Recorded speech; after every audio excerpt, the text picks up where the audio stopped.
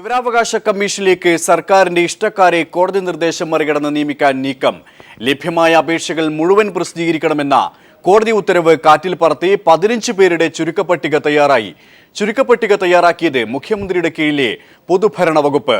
അന്തിമ പട്ടികയിൽ ഹൈക്കോടതിയുടെ രൂക്ഷ പരാമർശം ഏറ്റുവാങ്ങിയ മുൻ വിജിലൻസ് ഡയറക്ടർ വിൻസെന്റ് എംപോളും.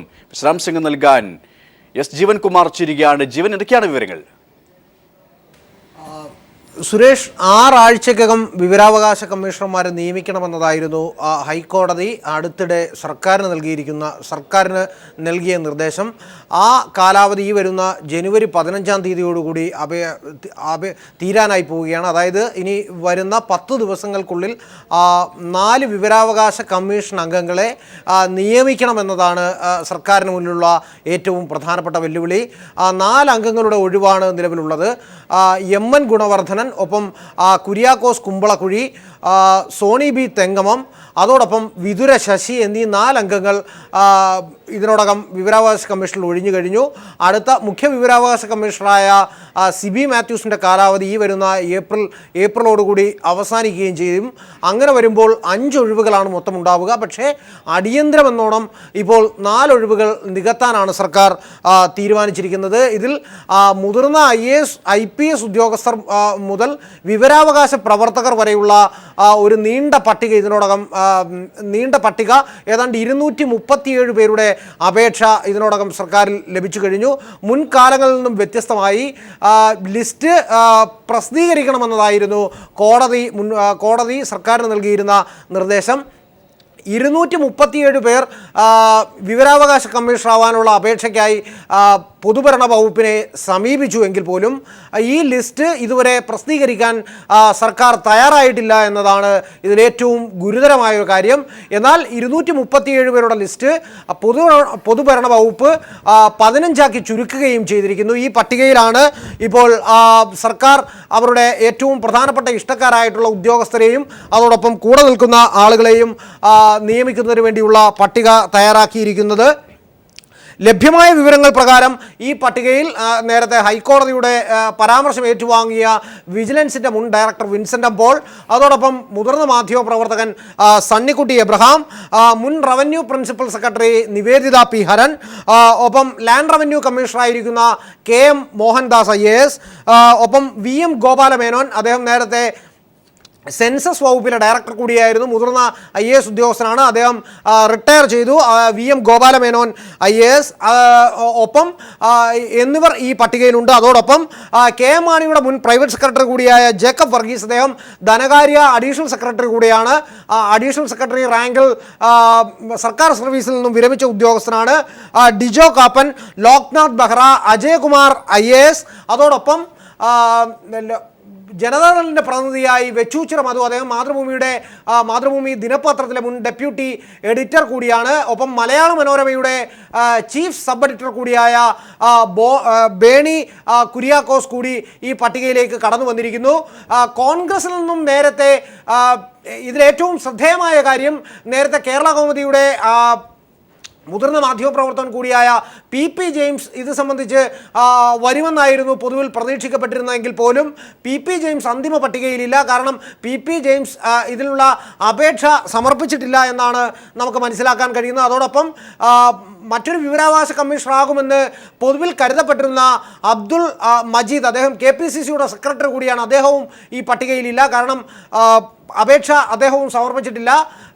വിവിധ പാർട്ടികൾ, സംഘടനകളെല്ലാം, വിവിധ സാമുദായിക നേതാക്കന്മാർ എല്ലാം പല രൂപത്തിലാണ് സർക്കാരിന്മേൽ ഈ കാര്യത്തിൽ സമ്മർദ്ദം ചെലുത്തിക്കൊണ്ടിരിക്കുന്നത്. ചില ആളുകൾ നിയമിക്കുന്നതിനായി സാമുദായിക സംഘടനകൾ തന്നെ വളരെ സജീവമായി രംഗത്തിറങ്ങിയിരിക്കുന്നു. സഭ ഇതിനോടൊപ്പം ഒരു വഴിയിൽ രംഗത്തുണ്ട്.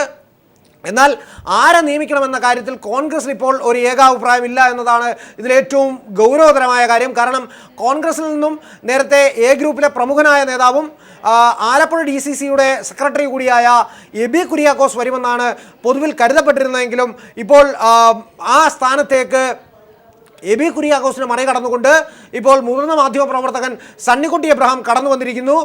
മുഖ്യമന്ത്രിക്കും സണ്ണിക്കുട്ടി എബ്രഹാമിൻ്റെ പേരിനോടാണ് കൂടുതൽ താല്പര്യമെന്ന് കേൾക്കുന്നു. അതോടൊപ്പം വിൻസെൻ്റ് പോൾ എന്തായാലും ഈ പട്ടികയിൽ അന്തിമ പട്ടികയിൽ ഇടം നേടുമെന്ന് ഇതിനോടകം ഉറപ്പായി കഴിഞ്ഞു.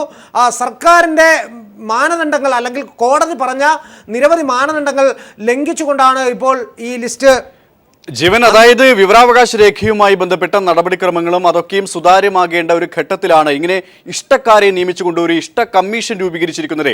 ആ രീതിയിൽ തന്നെയാണ് വിമർശനങ്ങൾ ഉയരുന്നത്. സുരേഷ്, ഇഷ്ടക്കാരെ നിയമിച്ചിട്ടില്ല. ഇഷ്ടക്കാരെ നിയമിക്കുന്നതിനുള്ള പ്രക്രിയ ആരംഭിച്ചിരിക്കുകയാണ്. അതിനുള്ള ആദ്യപടിയാണ് 237 പേരുടെ പട്ടിക 15ആയി ചുരുക്കിയിരിക്കുന്നത്. യഥാർത്ഥത്തിൽ മാനദണ്ഡ പ്രകാരം 237 പേരുടെ പട്ടികയും മുഖ്യമന്ത്രിയും പ്രതിപക്ഷ നേതാവും മന്ത്രിസഭയുടെ പ്രതിനിധിയായ PK കുഞ്ഞാലിക്കുട്ടിയും കൂടി ഇരുന്നു കൊണ്ട് ഈ പട്ടികകൾ പരിശോധിക്കണമെന്നതാണ് ഇതിലേറ്റവും പ്രധാനപ്പെട്ട ഒരു കാര്യം.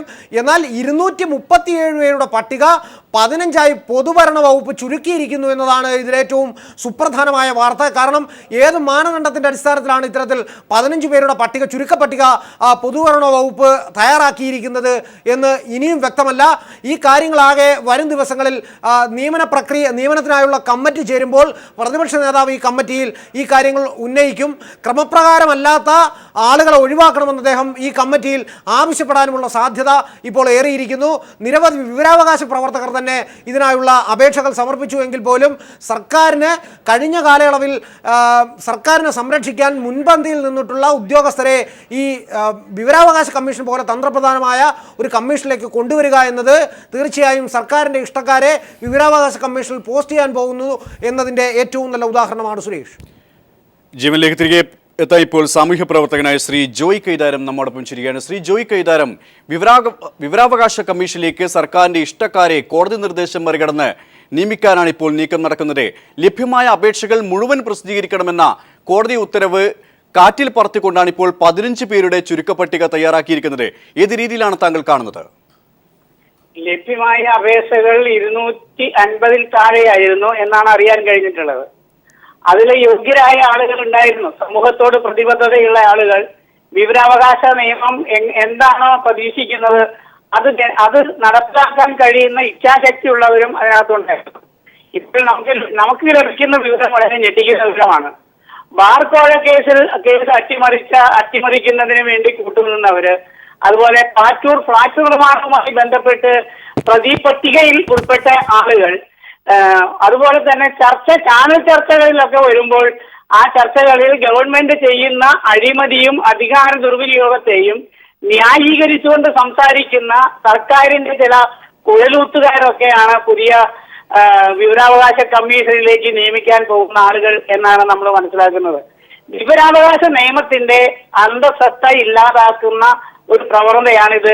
ഇതൊരു ഈ ഗവൺമെന്റിനൊരു പ്രതീക്ഷയുണ്ട്. ഇതിനകത്തൊരു രാഷ്ട്രീയമുണ്ട്, അഴിമതിയുടെ രാഷ്ട്രീയം.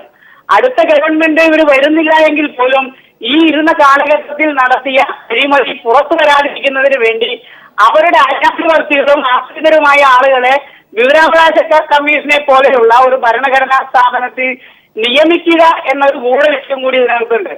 ഒന്ന്, അവർക്ക് പാരിതോഷികം നൽകുന്നു ഇതുവഴി. രണ്ട്, അവരെ ഇതിനകത്ത് നിയമിക്കുന്നത് ഭാവിയിൽ അടുത്ത ഗവൺമെന്റ് വരുമ്പോൾ അകത്ത് പോകാതിരിക്കാൻ, ജയിലരിക്ക് അകത്ത് പോകാതിരിക്കാൻ ശ്രമിക്കുകയാണ്. പല കേസുകളിലും പ്രതിയാക്കപ്പെടുകയും പ്രതിയാക്കപ്പെടാനും സാധ്യതയുള്ള ആളുകളാണ് ക്യാബിനറ്റിൽ തന്നെയുള്ളത്, മുഖ്യമന്ത്രി ഉൾപ്പെടെയുള്ള ആളുകൾ. അതിന് മുഖ്യമന്ത്രിയുടെയൊക്കെ താല്പര്യങ്ങൾ സംരക്ഷിക്കാൻ കൂട്ടുനിന്ന ഉദ്യോഗസ്ഥരാണ് പിന്നീട് വരുന്ന ആളുകൾ. അപ്പൊ ഇവരെയൊക്കെ നിയമിച്ചുകൊണ്ട് വിവരാവകാശ നിയമത്തിന് തന്നെ അട്ടിമറിക്കുക, അഴിമതിക്ക് സംരക്ഷണം തേടുക, അതുപോലെ അഴിമതിക്ക് കൂട്ടുനിന്ന ആളുകളെയൊക്കെ നിയമിക്കുക, ഇതൊക്കെ വളരെ ഗൂഢമായ. ശ്രീ ജോയ് കൈതാരം, താങ്കൾ സൂചിപ്പിച്ചതുപോലെ തന്നെ നിയമപരമായിട്ടുള്ള വിവരാവകാശത്തിന്റെ അതിന്റെ അന്തസത്തയെ ചോദ്യം ചെയ്തുകൊണ്ടുള്ള നീക്കമാണ് നടക്കുന്നത്. വിവരങ്ങൾ അറിയാനുള്ള, സത്യസന്ധമായ വിവരങ്ങൾ അറിയാനുള്ള ജനങ്ങളുടെ അവകാശത്തെ നിഷേധിക്കുന്ന രീതിയിൽ തന്നെയാണ് കാര്യങ്ങൾ പോകുന്നത്. ഇഷ്ടക്കാരെ നിയമിക്കാനുള്ള ഈ നീക്കത്തെ ഏത് രീതിയിൽ പ്രതിരോധിക്കാൻ കഴിയുമെന്നാണ് താങ്കളുടെ ഒരു വിലയിരുത്തൽ? ഇതിനെ പ്രതിരോധിക്കാൻ, നിയമപ്രകാരം പ്രതിരോധിക്കാൻ ചെയ്യേണ്ടത് ആദ്യം ഇത് മുഖ്യമന്ത്രിയും നേരത്തെ ആഭ്യന്തരമന്ത്രിയും മുഖ്യമന്ത്രിയും പ്രതിപക്ഷ നേതാവും ഉൾപ്പെടുന്ന ഒരു കമ്മിറ്റി ആയിരുന്നു ഇതിന്. പക്ഷെ അതിന് പകരം വ്യവസായ വകുപ്പ് മന്ത്രിയും മുഖ്യമന്ത്രിയും പ്രതിപക്ഷ നേതാവും ഉൾപ്പെടുന്ന കമ്മിറ്റിയാണ്. ഈ കമ്മിറ്റി യോഗം ചേർന്ന് അതിന്റെ പ്രൊസീഡിങ്സ് ഉണ്ടാക്കുക, ഇവർ സ്ക്രൂട്ടിനൈസ് ചെയ്ത് ഉണ്ടാക്കിയിരിക്കുന്ന ലിസ്റ്റ് പരിശോധിക്കുക, ആ ലഭ്യമായ ലിസ്റ്റ് പ്രസിദ്ധീകരിക്കുക, അത്തരത്തിലുള്ള ചില സുപ്രീം കോടതിയുടെയും അതുപോലെ ഹൈക്കോടതിയുടെയൊക്കെ നിർദ്ദേശങ്ങളുണ്ട്. ഈ നിർദ്ദേശങ്ങൾ അനുസരിച്ച് നടപ്പിലാക്കണമെന്ന് ബഹുമാനപ്പെട്ട പ്രതിപക്ഷ നേതാവ് സംസ്ഥാന ഗവർണറോട് ആവശ്യപ്പെട്ടതായി മാധ്യമങ്ങളിൽ നിന്ന് അറിയാൻ കഴിഞ്ഞിരുന്നു. അതൊക്കെ അങ്ങനെ ഗവർണറുടെ കൂടി നിർദ്ദേശങ്ങളെ പ്രതിപക്ഷ നേതാവ് ആവശ്യപ്പെട്ട ഒരു വിഷയത്തിൽ ഗവർണർ നൽകിയ നിർദ്ദേശത്തെ കൂടി അട്ടിമറിച്ചുകൊണ്ടാണ് ഇപ്പോൾ തൽപര കക്ഷികൾ ഈ നിയമനം നടത്തുന്നതിന് ശ്രമിക്കുന്നത്. അത് ജയിലഴിക്കുള്ളിൽ പോകാതിരിക്കാൻ വേണ്ടി അഴിമതിക്കാർ നടത്തുന്ന ഒരു കുതന്ത്രമാണ്. അത് വളരെ അട്ടിമറിയായിട്ടുള്ള ഒരു സംഭവം തന്നെയാണ്. ഇത് വ്യവസ്ഥാപിതമാക്കപ്പെട്ട ഒരു ഭരണഘടനാ സ്ഥാപനമാണ് വിവരാവകാശ കമ്മീഷൻ. ആ കമ്മീഷനോട് കാണിക്കുന്ന പാർലമെന്റിനോടും രാഷ്ട്രപതി അംഗീകരിച്ച് രാജ്യത്ത് നടപ്പിലാക്കിക്കൊണ്ടിരിക്കുന്ന അഴിമതി രഹിതമായ വളരെയധികം നന്ദിയുണ്ട് ശ്രീ ജോയ് കേദാരം.